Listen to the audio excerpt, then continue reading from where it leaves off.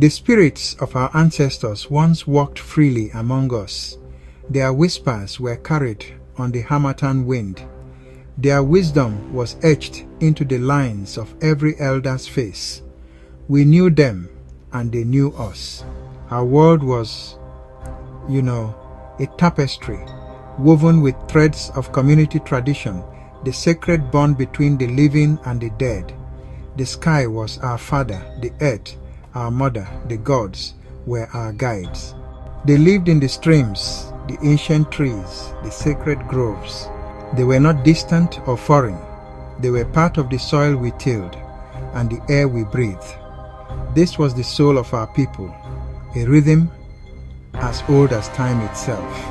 Now, a silence has begun to fall where there was one song. The echoes of our ancestors are fading. A new God has come, a God who speaks in a foreign tongue and demands we forget the names of our gods. This new God tells us our ways are darkness. The arrival of the foreign gods was not an accident of history.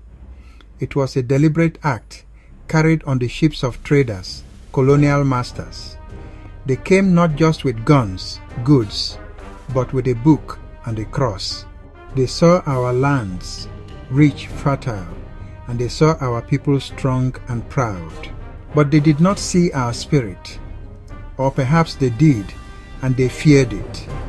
A people united by their gods and their ancestors are a people who cannot be easily broken. To conquer the land, they first had to conquer our souls. They understood that to control a people, we must first sever them from their roots. They came, telling us they brought enlightenment and civilization. They built their churches on our sacred groves. Our traditional spirituality is rooted in the earth we walk upon. It is a faith of immanence, where the divine is not separate from the world, but is present in all things. The spirits live in the rivers, the rocks, the trees, the animals. Our ancestors are not gone. They are simply in another realm, watching over us, guiding us, and deserving of our respect and offerings. Our relationship with the divine is a conversation, a negotiation, a part of daily life. In contrast, the foreign religions that came to our shores speak of a distant, transcendent God. This God lives in a faraway heaven, separate from the world He created. He is a singular being, jealous and absolute, who communicates not through the rustling of leaves or the flow of a river, but through a single, ancient book written by men. This faith demands absolute obedience and exclusive worship. It creates a sharp division between the sacred, the profane, the spirit, the flesh, heaven, and earth. It tells us that this world is merely a temporary stopping place, a trial to be endured. When a community abandons its gods, the center that holds it together begins to crumble. Our gods were the anchors of our identity. The rituals we performed for them were not empty gestures. They were the threads that wove the family, the clan, into a single, strong cloth. In my own village of Abalama, and in countless other villages across Nigeria, the rhythm of life once followed the seasons and the sacred calendar. The greatest of all feasts was the Life Cycle Festival. It was a time of immense joy, a celebration that honored the great God, our gods and goddesses, and our ancestors. Before the festival, all adults in the village fast for 3 days and discard unwanted items. It was a symbolic cleansing.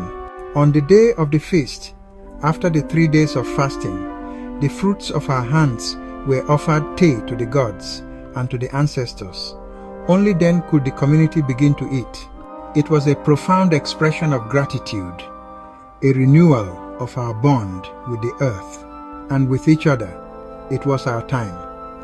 Now, the drums of the life cycle celebration are often faint, drowned out by the bells and the carols of Christmas, a festival celebrating the birth of a foreign savior in a distant land has become the main event of the year. O Africa, for how long will you continue to worship foreign gods at the expense of your gods? There is a profound and timeless wisdom embedded in our African spiritual practices, a wisdom that, honestly, the modern world desperately needs. Our traditions teach us that we are not separate from nature, but a part of it. This belief fosters a deep respect for the environment. The concept of a sacred grove, a patch of forest that must not be touched, is a powerful act of conservation. The reverence for a river goddess discourages pollution. In a world facing ecological collapse, this ancient wisdom that sees the divine in the earth is not primitive, it is visionary. It teaches us to live in harmony with the world, not to dominate it.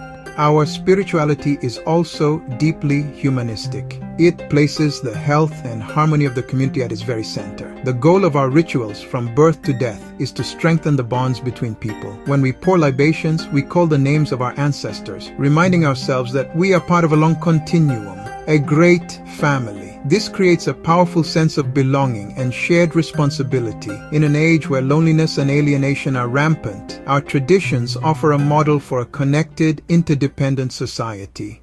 The spirit of a people is like a river. It must flow from its source. When you dam the river or force it into a new artificial channel, it does not simply disappear. It pools, it stagnates. It loses its life-giving force. The African spirit, forced into the channels of foreign religions, is crying out for its home. This cry is heard in the confusion of our youth, in the silent shame we feel for our own culture, in the hollow feeling that persists even in the most fervent amens and amens. We have been told our home is a place of darkness, and we have tried to believe it. But the spirit knows its own source. This cry for home is a spiritual sickness. It manifests as a deep cultural disconnect. We sing songs about a white Christmas in the sweltering heat of December. We name our children Paul and Mary. Instead of Alabo and Ibifuro names that carry the story of our lineage, we have become strangers in our own land, imitating cultures that do not fit our skin or our history. This is not progress. It is a profound act of self-rejection, a spiritual amputation. To the young lions and lionesses of this generation, I speak directly. You hold the future of our culture in your hands. You are inheriting a world of immense confusion, a world that tells you that your heritage is something to be escaped, not embraced. They will offer you the glittering trinkets of foreign cultures and tell you it is modern and sophisticated. They will show you movies and play you music that makes you feel that your own way of life is dull and unspectacular. Do not be deceived by this bright and noisy emptiness. Your roots run deep, and it is from those roots that you will draw your greatest strength. Do not be ashamed of the tongue your parents speak. It is not just a collection of words. It is a vessel that carries the wisdom of 1,000 years. Do not laugh at the rituals of your grandparents. They are not empty superstitions. They are the spiritual technology that kept our people sane and whole for generations. Ask questions. Learn the stories behind the festivals. Understand why we pour libation. Know the names of the gods who walked this land before any foreign book arrived. Your identity is a treasure, not a burden.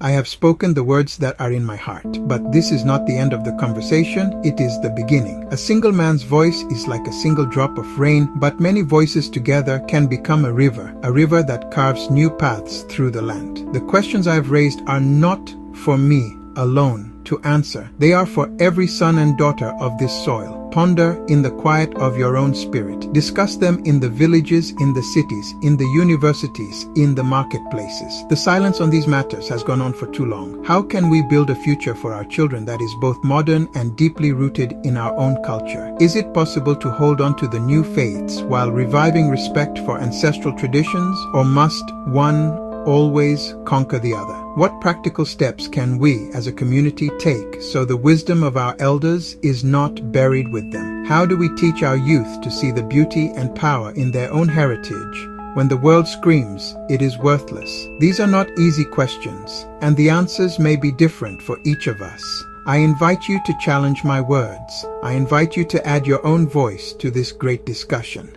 Argue with me, disagree with me, but do not be silent. Please share your thoughts in the comments below. And don't forget to subscribe for more discussions on our cultural heritage. Let us continue this important conversation together.